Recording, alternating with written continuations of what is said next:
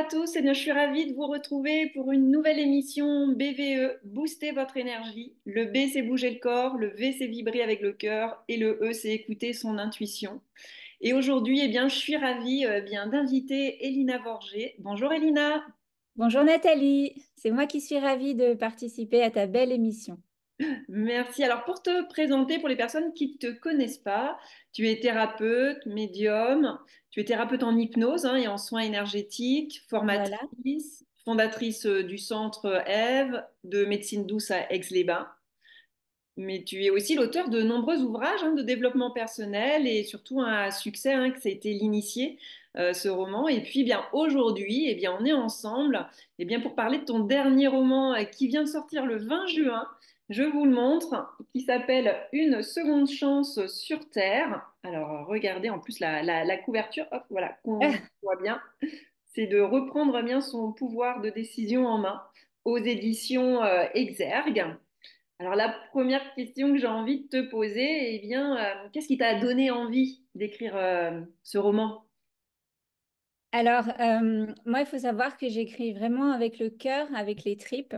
Enfin, tu viens de me dire que toi aussi, tu étais écrivaine, donc en fait, je pense que c'est un peu pour toutes pareil, c'est-à-dire on a un besoin de transformer des choses qui se passent en nous. Pour moi, un écrivain, c'est un petit peu un alchimiste, Hmm. c'est-à-dire qu'on se sert de nos blessures, on se sert de nos émotions, de notre vécu, de nos épreuves pour les transformer grâce à l'écriture. Donc, c'est un processus de transmutation intérieure finalement. Et moi, j'écris parce que, en vrai, je ne sais pas vraiment te dire pourquoi. Tu sais, c'est comme quand on est amoureux, on ne sait pas pourquoi on est amoureux. C'est quelque chose qui me possède, qui me transcende.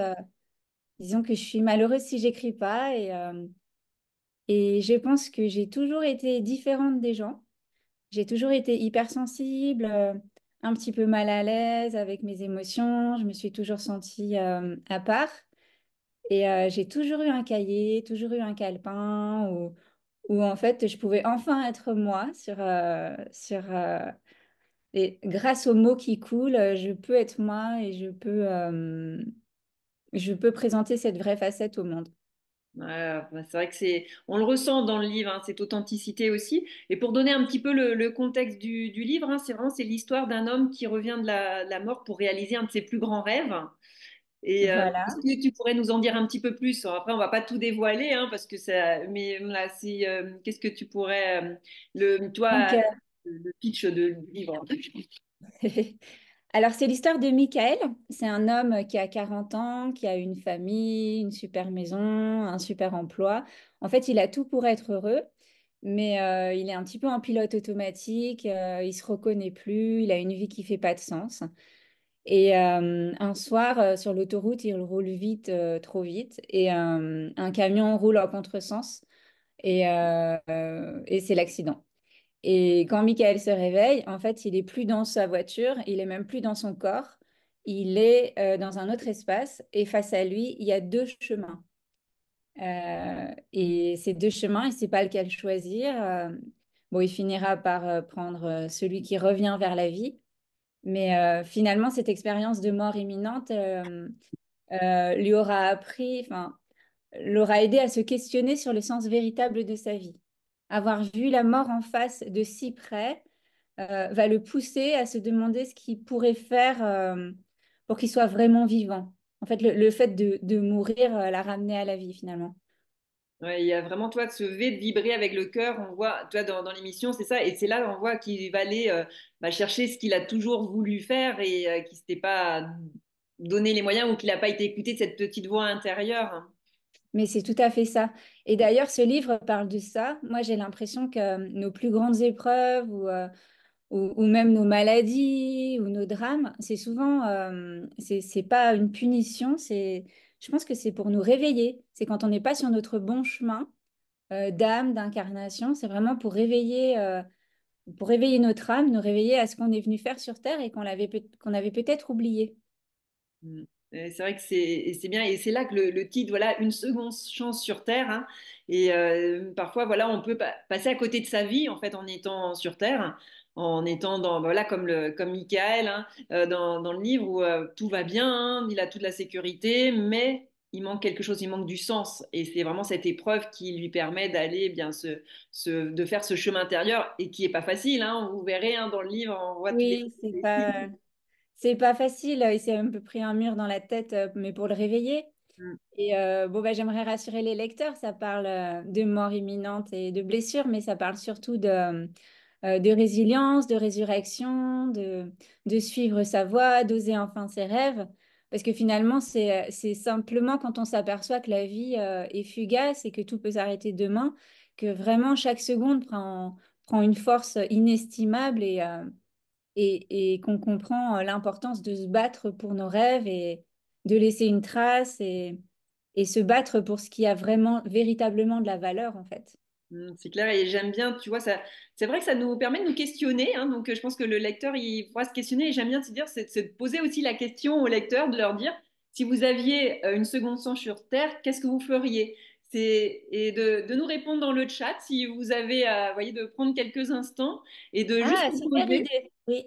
tu vois, de se poser et de se dire, bah voilà, peut-être que tout va bien, mais voilà, c'est aussi de se, je me pose et si j'avais une deuxième chance, si je pouvais tout refaire, j'avais une baguette magique ou je ne sais pas, vous voyez, au lieu d'avoir vraiment des fois ces chocs et ces accidents, mais là, c'est de se poser, de se dire, qu'est-ce que vous auriez envie de faire? Vous voyez, c'est d'aller chercher à l'intérieur de vous cette petite voix. Donc, on attend vos commentaires, on y répondra, mais n'hésitez pas Ah, c'est super intéressant. Et du coup, si je peux me permettre, donc tu m'avais demandé pourquoi j'avais écrit ce roman-ci. Ce roman-ci, c'est quand même mon expérience à moi. Enfin, enfin, je pense que tu t'en es douté en lisant parce que c'est assez authentique comme histoire. Bah, c'est justement parce que je l'ai vécu. Donc, je décris ma propre expérience de mort imminente, mais de façon romancée. Donc moi, j'ai pas eu un accident de voiture, mais j'ai eu le Covid en 2020 de façon très très forte. Et pendant des mois, je respirais plus. Et un jour, je me suis vue comme ça de l'extérieur et j'ai eu ce choix, moi, des deux chemins. Et grâce à mon fils, parce que je voulais pas abandonner mon fils, et grâce à cette lumière que j'ai rencontrée, donc quand j'étais là-haut dans l'entre-deux, en fait, entre la vie et la mort, j'ai rencontré cette lumière qui est décrite par beaucoup de personnes qui ont vécu des expériences de mort. Et cette lumière, pour moi, c'était vraiment quelque chose de bienveillant. C'était une sorte de mère, un père céleste qui m'accueillait, qui m'aimait. Et, et c'est marrant, il m'a dit, bon, t'as pas fait ce que t'as pas fait ce que tu devais sur Terre, hein. Tu as fait ta petite vie, c'était bien, mais ah, il y a plus à faire quand même, hein. Et bon, c'était dit très gentiment, hein. C'était plus dans le sens, tu aurais pu inspirer plus de personnes, tu aurais pu raconter ton histoire, tu aurais pu illuminer le monde de façon plus... Voilà.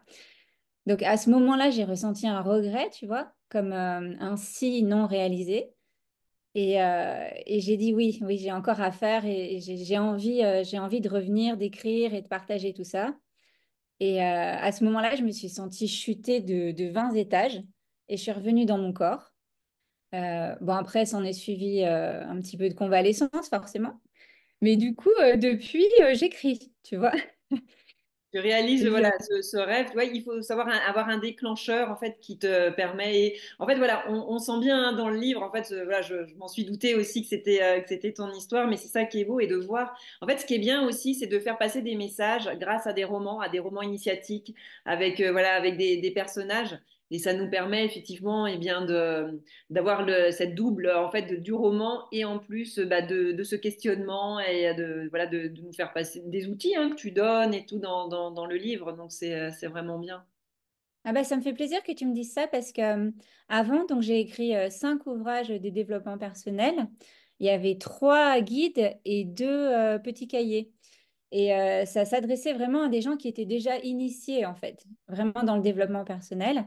Et là, le but avec ces 2 romans que j'ai écrits, donc j'ai écrit Une seconde chance sur Terre, mais mon premier roman, c'était, comme tu l'as dit, L'initié. Et ils sont sur le même schéma, en fait. C'était cette envie de faire une passerelle entre la fiction et la guérison, l'éveil, la spiritualité. Et du coup, c'est vraiment ça que j'avais à cœur d'amener, en fait, d'amener ça à tous ceux qui le désiraient, tu vois. Pas simplement ceux qui sont déjà initiés. Et le fait de le romancer, de l'apporter dans une histoire où on peut se dire, bon, c'est une belle histoire. Certains vont se dire c'est une belle histoire et d'autres, ça va les toucher à un niveau plus profond. Donc, ça permet d'ouvrir et de toucher plus de personnes, d'aider plus de personnes.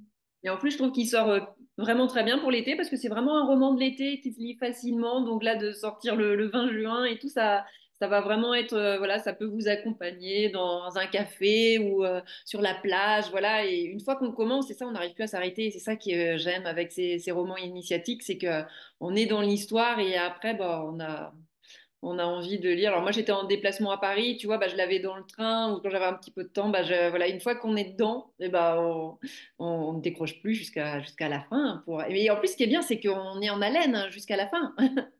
Ah bah merci, je suis très Oui. touchée. Oui, effectivement, quand je l'ai écrit, j'ai mis du temps et ça m'avait semblé des fois inspiré, des fois difficile. Mais c'est vrai que le résultat, quand on le lit, ça se lit super vite, ça se lit super bien en fait. Ça... Et surtout, voilà, c'est d'aller jusqu'à la fin. Et même à la fin, au début, j'ai trouvé que c'était bien parce que j'aurais pu penser que ça allait finir plus vite. Et puis, en fait, non, parce qu'il y a plein de choses sur le chemin. On va pas tout dévoiler, mais Et oui, c'est pas si facile. pas si facile, mais en tout cas, voilà, ce que je retiens aussi, c'est ta détermination. Je pense plus dans la vie, même, voilà, parce que c'est un peu ton histoire, mais c'est cette détermination que tu as d'avoir écouté cette petite voix qui t'a fait que même s'il y a des échecs, eh bien, tu t'es relevé à chaque fois. Exactement. Et comme tu dis, il n'y a pas simplement l'expérience de l'accident et se relever. La deuxième partie, c'est toute une partie de quête initiatique. Donc, Michael va partir en quête dans les montagnes. Bon, on va pas tout dire, mais il Il va va rencontrer rencontrer.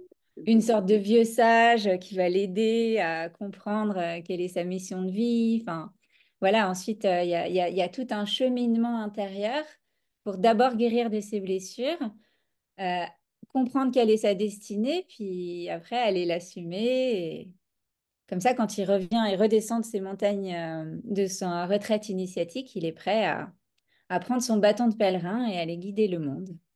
Et c'est vrai que c'est d'inspirer les personnes, toi, qui nous regardent aussi, et que parfois on a des rêves, et puis, eh bien, on les oublie un peu, voilà, on se dit, bah, c'est pas le moment et tout. Mais ce que j'ai ressenti dans le livre, c'est, voilà, si on est déterminé, si on a cette force à l'intérieur de nous, bah, même s'il y a des obstacles, même s'il y a des échecs, eh bien, c'est de se relever à chaque fois. Et un jour, comme par magie, on veut dire la magie opère.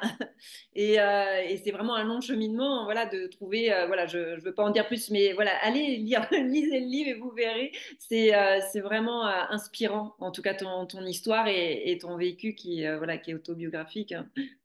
Ah bah merci, je suis très touchée.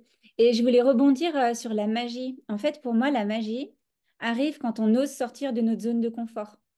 Quand on ose, donc déjà la première chose, c'est de plonger dans ses blessures et d'écouter ce que nous dit le mal-être ou l'épreuve.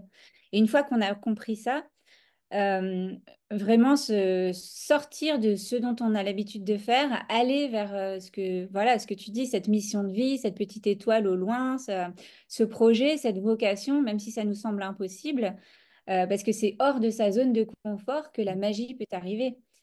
Et finalement, moi, si j'ai affronté la mort, ça m'a vraiment réveillée sur le fait que on peut être endormi toute une vie à se dire, mais c'est bon, on a le temps, alors qu'en réalité, on n'a pas le temps. On ne sait pas si on sera là encore demain. On l'a pas le temps. Donc, il faut vraiment profiter de chaque instant, ben, déjà pour être dans l'amour, pour dire à nos proches qu'on les aime, pour partager vraiment des moments forts. Mais voilà, surtout, vivez maintenant parce que demain n'existe pas. Et la dernière chose qu'on a envie d'avoir au moment où la mort arrive, c'est des regrets. Tout à fait. Donc là, j'aime bien vraiment la phrase qui est mise, c'est vous pouvez reprendre en main votre destin. Genre, Voilà. pouvoir regarder. Et puis, ah, voilà, la couverture est sympa, hein, l'image et tout Elle est jolie, hein? Ouais. voilà, Et d'ailleurs, je vais montrer la couverture en entier parce que oui, c'est Stéphanie Rose, une super belle illustratrice qui l'a faite. voilà. Oui, c'est vrai En qu'on voit entier, mieux avec le sommet, voilà, On voit vraiment la perspective et le dégradé de couleurs qui évoque voilà, l'appel de la quête initiatique. Ouais, c'est vraiment beau. Et si tu avais un message, ce serait voilà, quel message tu aurais envie de transmettre aujourd'hui aux personnes? On a déjà beaucoup parlé, hein, mais est-ce quelque chose qui te vient en plus par rapport à ton expérience, tes différentes expériences, que tu aurais envie de transmettre aux personnes qui nous regardent? Et bien justement, j'ai envie de vous dire que vous êtes tous le créateur de votre réalité, que en fait la vie est la vôtre. En réalité, cette vie-là, c'est qu'un rêve, hein. Moi, je l'ai vu en mourant une fois qu'on est là-haut dans cet autre monde. Cette vie-là, c'est une sorte de rêve qui s'achève. Donc, et ce rêve, c'est vraiment comme les rêves la nuit. En réalité, on est les créateurs de ce rêve. En réalité, on est des dieux. On peut tout créer, mais on l'a oublié. Et peut-être que le chemin initiatique, l'éveil spirituel, c'est peu à peu cheminer vers se rappeler de cette connaissance en nous, de savoir qu'en fait, on peut tout. On peut tout créer. Et justement, c'est pour ça qu'il y a cette phrase-là qu'on a mis avec mon éditrice Cathy Selena, qui est une éditrice en or. C'était elle qui a eu cette idée-là. Donc, vous pouvez reprendre en main votre destin. C'est vraiment ça, quoi. C'est qu'on a tous le pouvoir, quoi qu'il nous arrive, d'en faire quelque chose de beau, de l'illuminer, d'en faire une force, de le transformer, d'aller vers quelque chose qui est beaucoup plus nous. Et quoi qu'il nous arrive, en fait. J'ai envie de rebondir en disant en fait que tout part de nous. On est le point de départ. Exactement. Exactement. Et vraiment se souvenir, parce que des fois, quand on est dans la blessure, voilà, on est tous pareils, quoi. On est dans le noir, on perd espoir, on perd confiance. Mais vraiment, tout ça arrive pour une raison. Même les épreuves, elles arrivent, en fait, c'est de l'amour, hein. Même l'épreuve. Aujourd'hui, je peux dire merci au Covid. Bon, je ne l'aurais pas dit il y a quelque temps, mais maintenant, je peux lui dire merci parce que grâce à lui, il m'a réveillée et j'ai une vie qui fait tellement plus de sens qu'avant, où j'étais endormie dans ma petite vie. D'ailleurs, j'écrivais plus. Voilà, j'étais dans ma petite grotte, tranquille. Et maintenant, je suis très heureuse d'avoir été réveillée. Voilà, donc c'est vraiment de donner ce message aussi aux personnes. Peut-être que vous êtes dans des épreuves, dans des difficultés, mais c'est de voir le cadeau caché derrière que vous ne voyez pas tout de suite, hein. Je veux dire, quand tu étais dans l'épreuve, tu ne Oui, l'as pas vu. Mais c'est de se dire, non. bah, vous êtes dedans, c'est comment traverser cette épreuve du mieux possible avec les outils, les moyens que vous avez. Mais de se dire que voilà, il y a peut-être un cadeau caché qui va en fait vous permettre de vous réveiller et d'aller, de faire sens, d'avoir cette quête de soi ou de résilience, comme tu disais, les thèmes que tu abordes, quoi. Mais on sait que c'est pas facile, hein, voilà, parce que c'est des paroles. Maintenant, Oui, oui, voilà. et, Donc, sans culpabilité, quand on est dans l'épreuve, évidemment, on ne voit pas du tout de suite, hein. Moi, j'ai eu ça en 2020. C'est juste aujourd'hui, en 2024, que je commence à comprendre le sens de l'épreuve, hein. Mais quand j'étais en train de plus respirer, j'étais pas en train de remercier Dieu, hein. voilà, non, t'étais pas en train de te dire, je vais écrire le livre va sortir, c'est grâce à... Non, voilà, non, c'est Non, non. besoin J'étais, de... pourquoi ça m'arrive? Au secours, qu'est-ce que j'ai fait? Et tu vives l'expérience, maintenant que tu as traversé, que tu as fait le chemin, bah, tu peux transmettre. Et c'est ça maintenant, voilà, de transmettre eh bien, en fait, bah, tout ce que tu as pu vivre pour eh bien, aussi aider les personnes qui sont sur ce chemin, C'est ça. et qui viennent à toi sur ton chemin. Et d'ailleurs, je suis très, très touchée parce que le livre est sorti il y a à peine une semaine et j'ai eu énormément de témoignages et des gens qui avaient vraiment... Le livre avait vraiment résonné en eux, des gens qui avaient eu des... J'ai même eu un Michael qui a eu un accident de voiture quand même et Ah, qui a c'est... changé sa vie. Voilà. C'était incroyable. Ah ouais, Mais voilà, voilà, c'est vraiment un témoignage d'espoir, de lumière, rien n'arrive pour rien et tout a une raison, une belle raison si on accepte de passer la tempête et de voir ensuite le soleil se lever. ah, c'est beau, merci. Merci pour ces belles paroles, hein. Ça fait du bien en ce début. Merci. Voilà, pour l'été, je trouve vraiment ça donne de la lumière qui sort à ce moment-là. Et toi, ma chaîne s'appelle Booster votre énergie. Et j'avais envie de te demander, toi, qu'est-ce que tu fais pour booster ton énergie au quotidien? Est-ce que tu aurais une petite anecdote à nous partager, hein? Ah oui, alors moi, vraiment, je suis beaucoup dans les rituels spirituels, enfin les rituels. C'est-à-dire que tous les jours, je me prends une heure et demie, donc je peux parce que j'ai un super cadre, hein. J'habite à Aix-les-Bains, il y a le lac, il y a les montagnes. Mais tous les jours, je vais marcher, déjà pour marcher, faire un peu de sport, et aussi pour me reconnecter à ma voix intérieure, pour nettoyer mes pensées, pour me reconnecter à ma spiritualité. Donc voilà, là, je fais de la méditation. Je me fais suivre aussi. Je fais des massages, des soins énergétiques. J'écoute des podcasts inspirants, dont les tiens d'ailleurs. Il y avait des super interviews. Voilà, j'essaye de voir des films inspirants aussi à la télé. J'essaye vraiment toujours euh, déjà d'écouter mes blessures, d'écouter l'inconfort et ensuite d'aller vers quelque chose de plus positif au sein de chaque journée. Ouais, tu vois, ce que je retiens, c'est voilà, tu prends du temps pour toi, bah, d'introspection pour te faire du bien. Et Oui, en même temps, tu vois, tu vas aller dans l'action. Tu vois, tu restes pas OK, la méditation, mais je sens vraiment ce côté où tu vas à l'extérieur pour te ressourcer, la nature, oui. ou demander de l'aide s'il y a besoin. Voilà, on peut pas faire tout seul non plus. Et voilà, tout le monde a sa spécialité. Donc, c'est aussi bah, de s'entraider les uns les autres avec, en fonction de tes besoins, du moment présent, et pour pouvoir et bien, encore plus redonner aux autres, hein. Exactement. Et je voulais dire, j'avais eu un éveil spirituel donc il y a une dizaine d'années. Et à l'époque, j'étais beaucoup plus perchée. Enfin, je dis pas ça péjorativement, mais j'étais beaucoup plus dans mon monde. J'étais vraiment dans l'invisible, dans les méditations.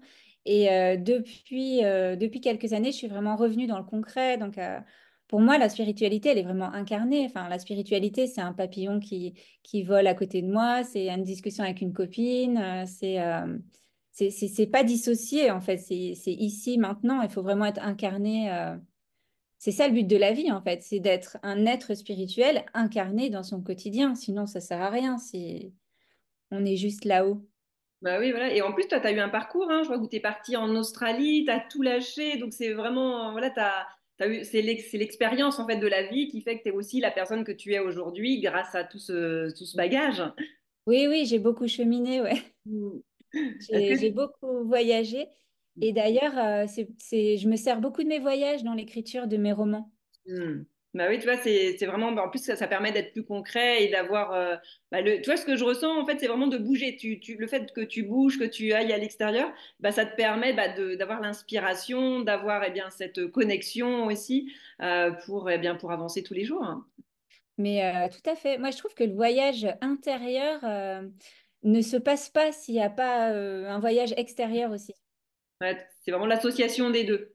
Oui, ou alors on reste limité à ce qu'on connaît déjà, mais moi, c'est vraiment les voyages qui m'ont éveillée, qui m'ont fait comprendre, qui m'ont fait découvrir d'autres façons de voir la vie, enfin, Les et différentes les cultures. voyages vers les autres aussi, le fait, voilà, ouais, t'as raison, ouais, c'est vraiment aller vers l'extérieur pour rencontrer son intérieur. Ça, c'est beau, hein, c'est... On regarde la phrase. Non, ouais, c'est beau, ouais, voilà, d'aller vers l'extérieur. Ouais. Il y a ce mouvement, en tout cas. On voit, c'est vraiment ce B de bouger le corps, tu vois, de mettre le corps en mouvement pour aussi vibrer avec le cœur. Et enfin, si on parle d'intuition, tu vois, d'aller être à l'écoute de cette intuition, je pense que tu es aussi dedans. Qu'est-ce que tu aurais envie de nous dire par rapport à comment se manifeste par exemple l'intuition pour toi? Alors moi, au départ, l'intuition, j'ai toujours eu des rêves prophétiques, enfin, qui se réalisaient.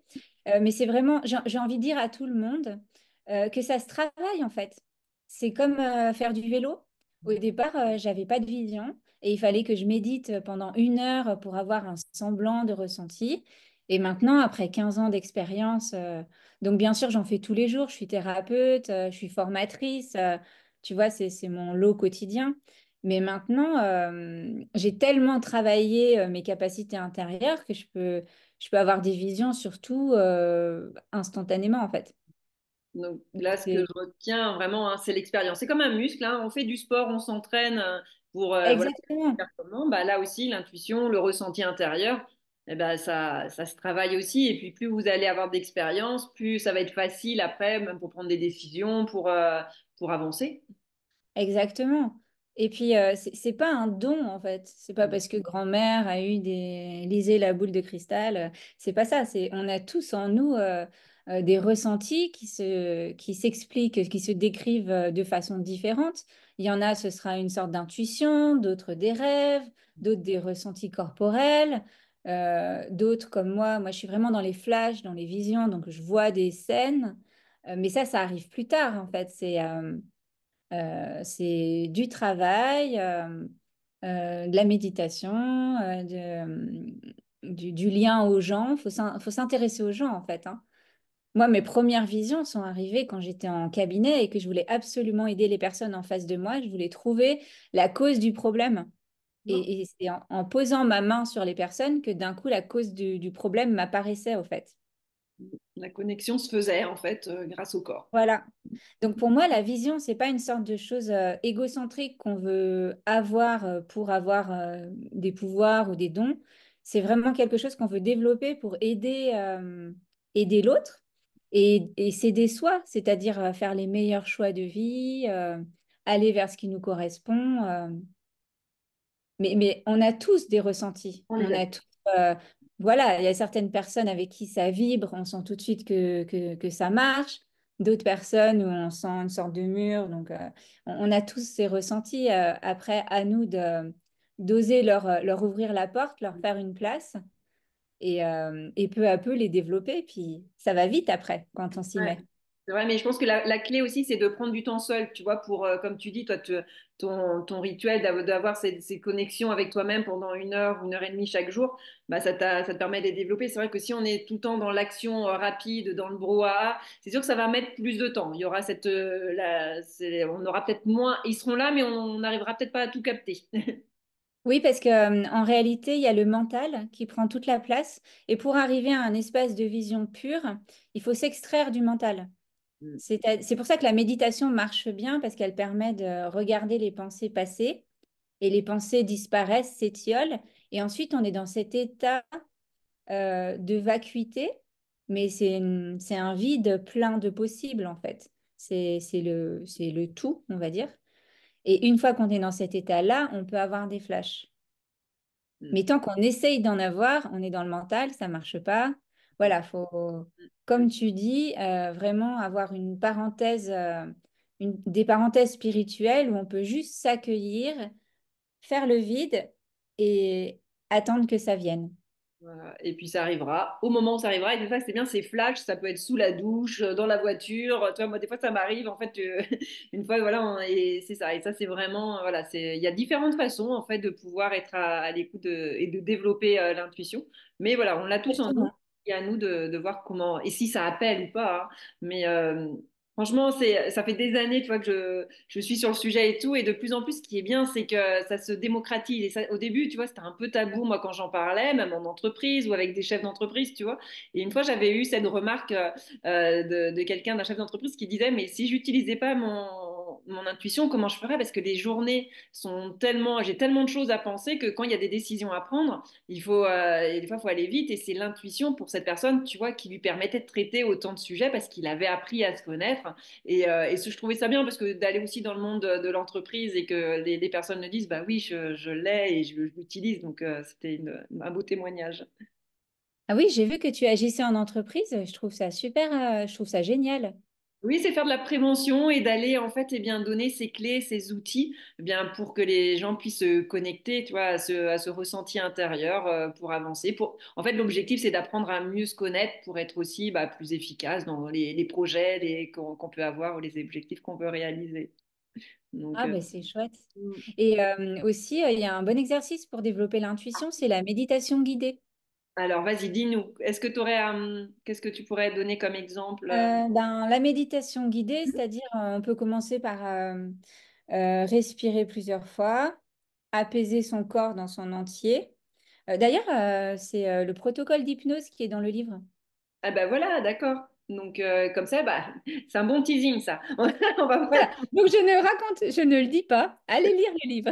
Voilà, allez lire le livre et vous aurez le protocole pour rentrer tranquillement. Et c'est ça qui est bien dans ton livre, voilà, tu vois, c'est ça, c'est qu'il y a plein de petits outils qui sont bien dedans, qu'on peut mettre en pratique. Et donc la personne qui veut les prendre, les prend. Celui qui veut pas, ne les prend pas et aura quand même toute l'histoire. Mais voilà, c'est pour ça que j'avais bien aimé, il y a tous ces outils que tu donnes. Donc, si vous voulez avoir la méditation guidée pour, bien, justement, aller vous connecter à vous-même, rendez-vous page, on ne dit pas, vous regarderez. Donc, Oui, voilà. C'est quand Michael va voir une thérapeute qui s'appelle Eve. Oui, tout à fait. Donc comme ça, voilà, vous savez, vous allez voir où c'est. En tout cas, merci beaucoup pour notre échange. Oh, Ça merci, c'était très lumineux, très enthousiasmant. J'ai passé vraiment un super beau moment en ta compagnie. Ouais, merci beaucoup, moi aussi. Puis ben, n'hésitez pas, voilà, à nous mettre en commentaire ben, ce que vous avez ressenti par rapport à l'interview. Et si vous avez lu le livre, eh bien, mettez-nous aussi en commentaire ce que vous pensez et partagez hein, vraiment cette vidéo si vous connaissez des personnes pour qui ça pourrait être intéressant de lire, de voir cette interview. Et bien comme ça, avant de lire le livre, ou ben, ça pourrait leur donner envie, eh bien, n'hésitez pas à leur transmettre le lien. En tout cas, merci beaucoup. Bel été à toi aussi. Profite bien. Et puis, bien, nous, on se retrouve pour une prochaine émission BVE, Booster votre énergie. Merci beaucoup, Elina. Merci beaucoup, Nathalie. Au revoir. Au revoir.